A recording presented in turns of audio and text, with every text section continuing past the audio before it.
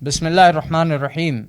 تیار ہو جائیں، اگلے الیکشن اگر ہوئے تو ملک کا وزیر اعظم اور وفاقی کابینہ ٹرانسجینڈرز اور ہم جنس پرستوں پر بھی مشتمل ہو سکتی ہے. پاکستان اب مثالی ترقی کرنے والا ہے، اتنی ترقی جو آپ نے بھی نہیں چاہی تھی. دجالی اسرائیل نے اقوام متحدہ میں مطالبہ کیا ہے کہ پاکستان میں ہم جنس پرستی کو جرم کی فہرست سے نکالا جائے اور قانونی تحفظ دیا جائے. یقین نہیں آ رہا؟ لیجئے، خود سن لیجئے. Israel also urges Pakistan to decriminalize same-sex activities in accordance with international human rights standards and to adopt comprehensive anti-discrimination legislation that addresses discrimination, including based on sexual orientation and gender identity. آپ سوچیں گے کہ ہم تو غیرت مند لوگ ہیں، اسرائیل کو کہاں مانتے ہیں، پاکستان ایسا ہرگز نہیں کرے گا. لیکن یہ تو آپ سوچ رہے ہیں نا. پاکستانی حکمرانوں کی تو اس مطالبے کے بعد سے دوڑیں لگ گئی ہیں کہ آخر یہ دجالی ڈیمانڈ جلد از جلد کیسے پوری کی جائے. ایسا منہ نہ بنائے، یہ کوئی الزام نہیں ہے. پی ڈی ایم کو تو جانتے ہیں نا آپ، جس کی اس وقت گورنمنٹ ہے پاکستان میں. وہی پی ڈی ایم جس کے صدر کا نام مولانا فضل الرحمان ہے. مولانا تک اسرائیل کا یہ پیغام پہنچ چکا ہے، بلکہ انہوں نے اس کا جواب بھی دیا ہے. پہلے یہ سنیے. یہاں تک کہتا ہے کہ پاکستان میں ہم جنس پرستی کو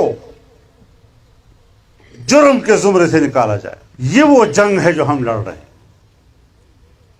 یہ تہذیب کی جنگ ہے.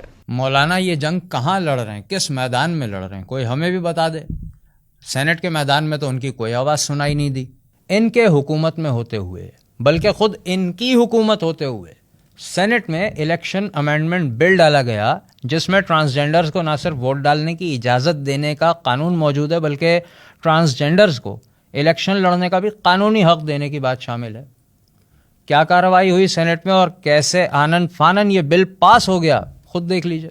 Amendment of Section 170, Act 23 of 2017. In the said Act, in Section 170, in Clause A for Subclause 7, the following shall be substituted, namely, prevents any woman or transgender person from contesting an election or exercising the right of vote. Federal Shariat Court کی judgment میں جو آئینی mechanism ہے وہ ہے کہ اگر appeal چلی جائے سپریم کورٹ آف پاکستان کے شریعت اپلیٹ بینچ میں تو وہ ججمنٹ جو ہے وہ اسے سمجھا جاتا ہے کہ that same has been held in ابینس.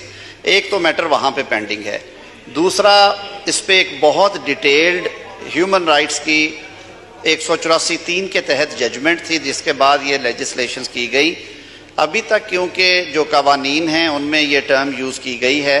سر اس کو کمپلیکیٹ نہ کریں اور کوئی ایسا پیغام بھی اس ہاؤس سے نہ دیا جائے کہ صرف ان کے ٹائٹل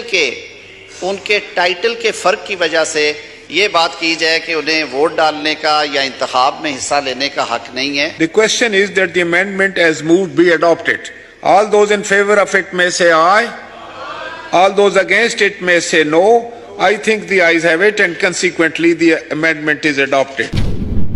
آج بھی عوام کی اکثریت یہ سمجھ رہی ہے کہ ٹرانسجینڈر شاید انگلش میں ہیجڑے یا خواجہ سرا کو کہتے ہیں جو مظلوم ہوتے ہیں، بیچارے ناچتے گاتے رہتے ہیں. تفصیلات کے لیے شعور کے یوٹیوب چینل پر ہماری ویڈیوز دیکھ لیں، سب سمجھ آ جائے گا. فی الحال اتنا سمجھ لیں کہ ٹرانسجینڈر ہم جنس پرستوں کی عالمی کمیونٹی LGBT کی ایک اصطلاح ہے. یہ ایک خاص ٹرم ہے. وفاقی شرعی عدالت ٹرانسجینڈر کے بارے میں واضح طور پر اپنا شرعی فیصلہ سنا چکی ہے قرآن و سنت کی روشنی میں، جس میں وہ واضح کر چکی ہے کہ اس ٹرم کا اسلام سے، شریعت سے کوئی تعلق نہیں ہے. اور وہ جو سارا لبرل اور سیکولر ٹولوں نے ہمارے دماغوں میں ڈالا ہے نا کہ مولوی کبھی جمع نہیں ہوتے، بکھرے رہتے ہیں، ہر بندہ اپنی مرضی کی بات کرتا ہے، اس معاملے پر، ٹرانسجینڈرزم کے معاملے پر، اس کی ڈیفینیشن پر تمام مکاتب فکر کے علماء کے فتاوی موجود ہیں. سب ایک پیج پر ہیں. عدالت میں یہ چیز موجود ہے، کورٹ میں بطور ایویڈنس جمع ہو چکی ہے. وہ جو بیچارے پیدائشی طور پر فالٹڈ ہوتے ہیں ان لوگوں کا ٹرانسجینڈر سے کوئی تعلق نہیں ہے.